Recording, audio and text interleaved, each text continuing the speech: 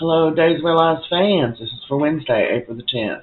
Kristen is blowing up EJ's phone because Demira's stock has plummeted. It is the lowest it has ever been. And EJ is ignoring her crazy butt. But he does run into Xander and Sarah in the square, and he tells them, look, I got good news. I just came from my office dropping all charges against you. The retesting they did of the track pants proves they were not yours.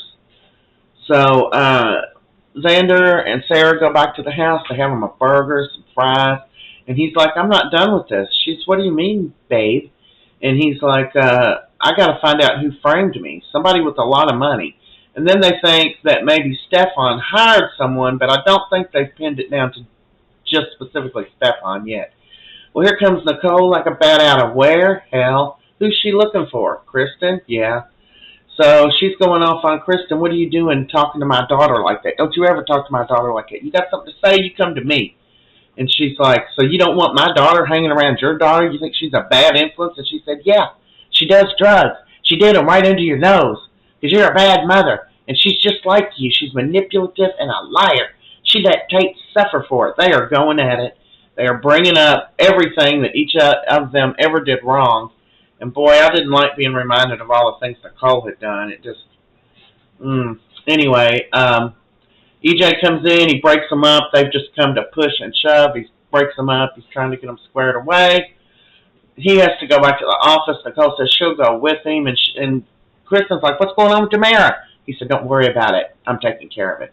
So she calls Mr. Chen herself and tells him, I think we need to have a meeting, you and I. You know, but EJ's got all the shares, girlfriend. So, here comes Jada. She's rolling up in the Spectator.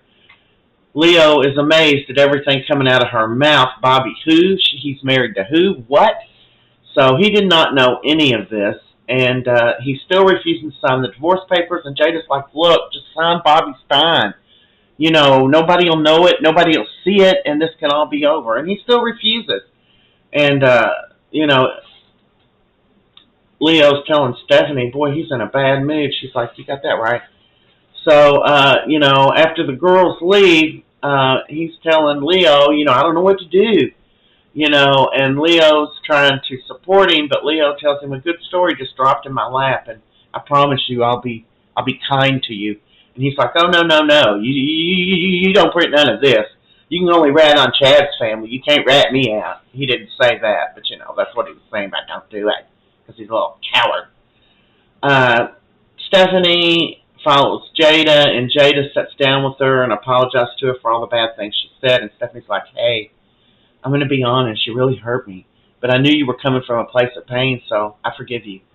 And they're talking about Everett, Bobby, and this mess that they're all in, and Jada doesn't blame Stephanie anymore.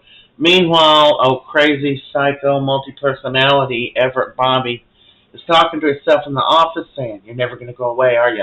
I'm not going to be able to get away from you. And, of course, he's talking to his alter ego, the Bobster.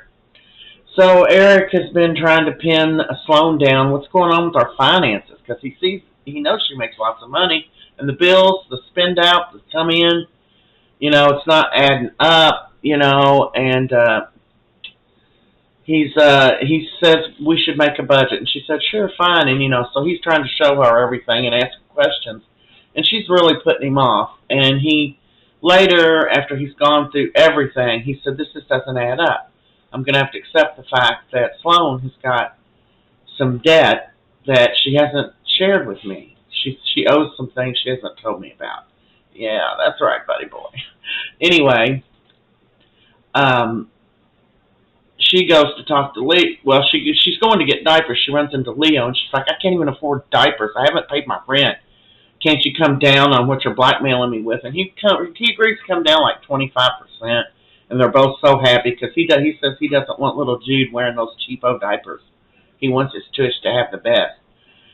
So she thanks him and hugs him, and that's a wrap for today, Wednesday, April 10th. Subscribe and like, please.